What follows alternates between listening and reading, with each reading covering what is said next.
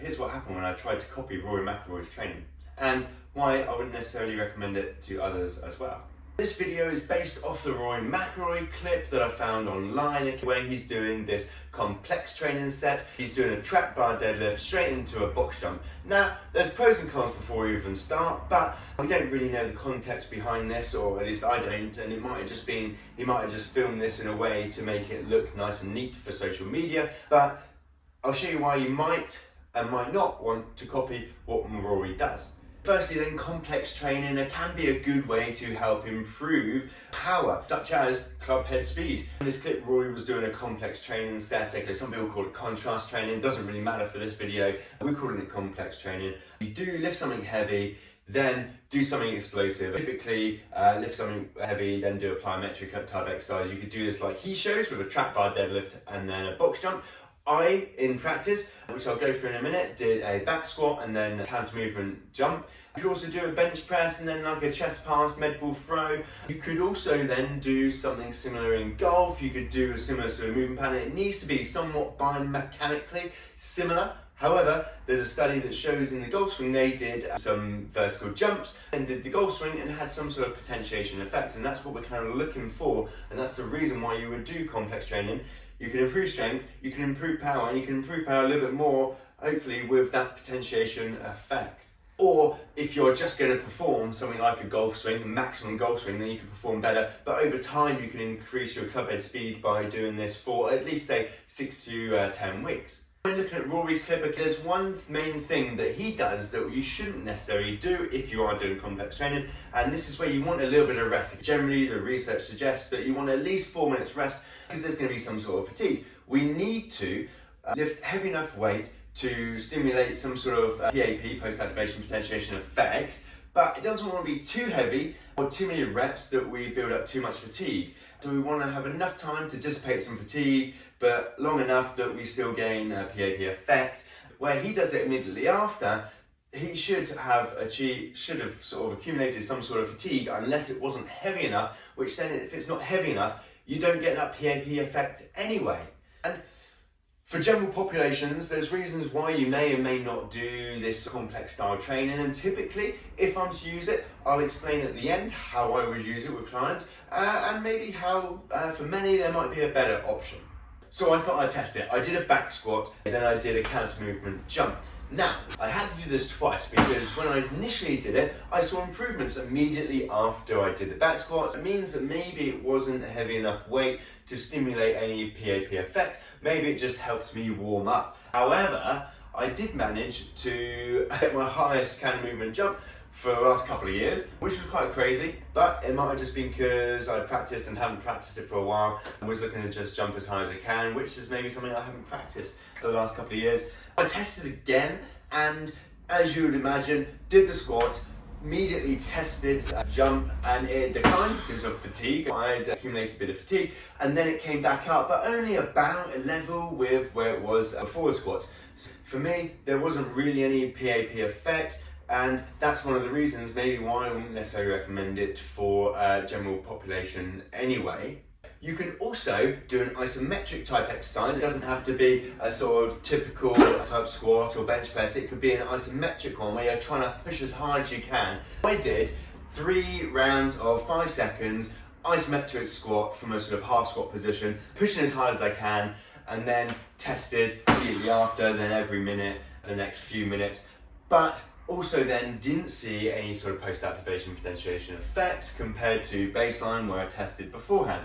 There's a study that looks at doing 3 counter movement jumps just before hitting the golf ball, and they saw for some increase in club head speed, but they also said for some others they didn't see any improvements. I thought, well, generally, if we can be more biomechanically similar, we might see a better PAP effect. I thought I'll test this. So I used the cable machine, loaded up a weight which I couldn't move, performed a maximal sort of isometric, pulling as hard as I can, obviously no movement, but in this top back swing position, pulling as hard as I can, 5 seconds, 3 rounds. I rested 30 seconds in between each, and then trying to swing as fast as I could. In here, I can kind of use a 6 arm before I start to hit the ceiling, and unfortunately, I didn't see any improvement or change in club head speed. Now this could have been because of the type of isometric I used. The position that I used might not have been specific enough to position to the golf swing, or it might not have been a great enough load, high enough intensity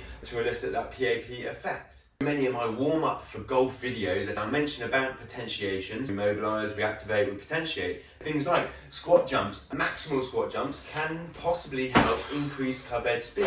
So there's reasons why I may have seen improvements in jump height after the first test I did. There may be reasons why, and there are reasons of course why I didn't see improvements in the latest test, and it could be that a lot of research suggests that PAP works better in trained athletes. Again, at the moment, I definitely wouldn't consider myself as a particularly trained athlete, and I haven't done much heavy lifting for a little while with a toddler and a new baby in the last sort of few months. Definitely haven't done too much heavy lifting.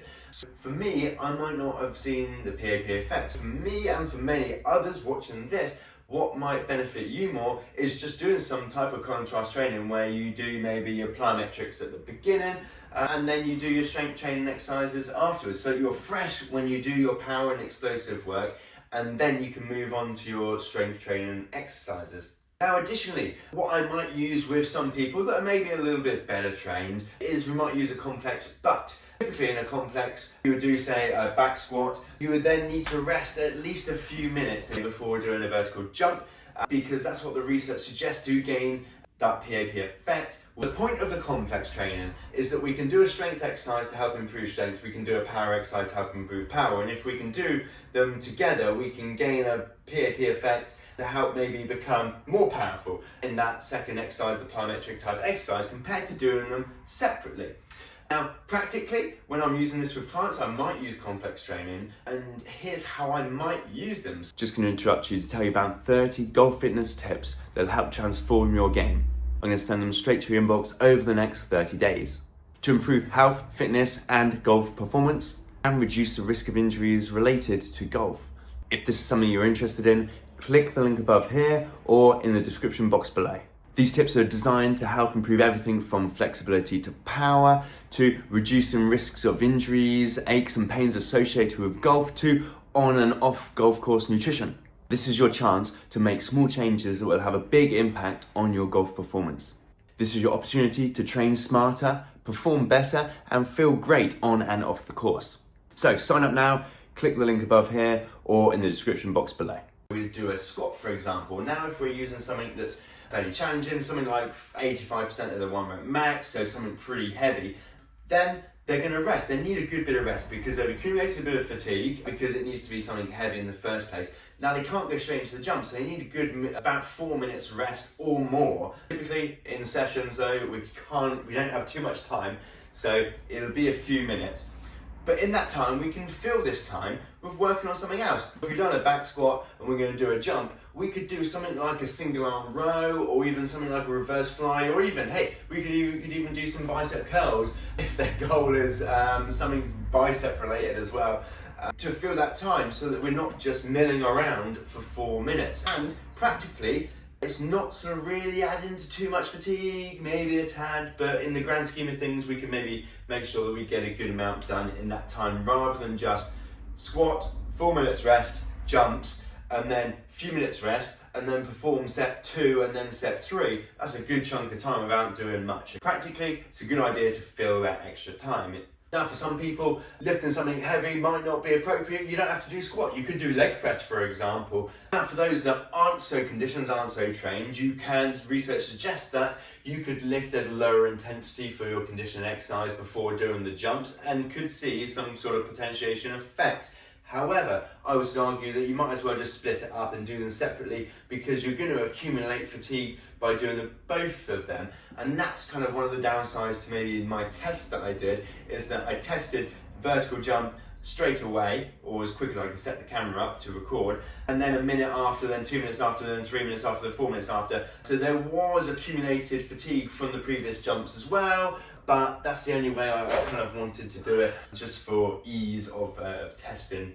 So there's nothing wrong with complex training. It generally works better for more trained individuals than less trained individuals, and needs to be somewhat biomechanically similar. The way Rory did it isn't really how you'd want to do it. You need to leave rest so that you can recover, because otherwise there will be some fatigue, because you need to work at a high enough intensity. Otherwise, if you don't work at high enough intensity, then you're not going to get the PAP effect anyway. It's just like pairing two exercises together, so that defeats some of the object, which is fine. You can pair two exercises together like Rory's done. So you could use a maximum isometric type exercise. In my test, I did a sort of wood chop isometric and then goal swing. It didn't work for me in my tests, but that was just one test, and I could do it again and it could see improvements in club head speed. But if, for example, you don't need as much equipment for that, you could use a towel, tie a towel up somewhere that's not going to move, or pulling it on something like a door frame that's not going to move. Maximum isometric for say 5 seconds and repeat that for a few times, then come to your maximum golf swings, obviously making sure you've warmed up beforehand. Could be more appropriate for some. If you're doing it for improving something like a vertical jump, you could do a maximum isometric squat like in the ones that I showed. Compared to lifting something heavy with good range of motion, you could do a half squat as well, absolutely fine. However, one of the things that I would say is that I kind of feel the point of a complex training exercise is that you're improving strength as well. Maybe you don't get as good improvements in an isometric squat, or if you're at lighter load intensities, that's maybe one of the downsides to that. And maybe to what Rory did, if that is a sort of lower intensity trap bar deadlift that he used. It could have been that the phase of training that Rory was in this video, for example, was that he was mainly focused on improving power. It could have been in season, maybe he wasn't looking to improve strength, but trained if he could increase power a little bit, so maybe lighter intensity on the strength exercise and trying to get that potentiation effect. Still think he needed a little bit longer rest. However, mine when I did it still improved a little bit, but more rest improved a little bit more. So I would still recommend a little bit more rest. It comes down to sort of the time available, resources, training experience, fatigue that you sort of create in those sets, but also in the whole session as well, and whether it's more beneficial to split the training up into power, strength versus mixing it into a complex training set. Then your goals, so is your goal strength, power, is it something else at the time that's going to positively or negatively affect each of those? Definitely things to consider. Generally speaking then, I wouldn't necessarily recommend it. Yes, I use it for some people, however I often split it up for others, and I feel like that's often more appropriate. What I might do instead is do a bench press, but then a vertical jump. So we do an upper body strength with lower body power, and then switch it around. So then do maybe a squat for lower body strength, and then do a med ball chest pass for upper body power. So there's been a good bit of rest between. There's can be a bit of fatigue involved as well. But we do upper body power, lower body strength, and lower body power with an upper body strength exercise, and mixing it and kind of pairing it in supersets like that. Thanks for watching, guys. That was just a quick few thoughts on the Rory McIlroy clip of him using this complex training and why I would and wouldn't recommend it, and kind of what I found from doing a quick few tests myself.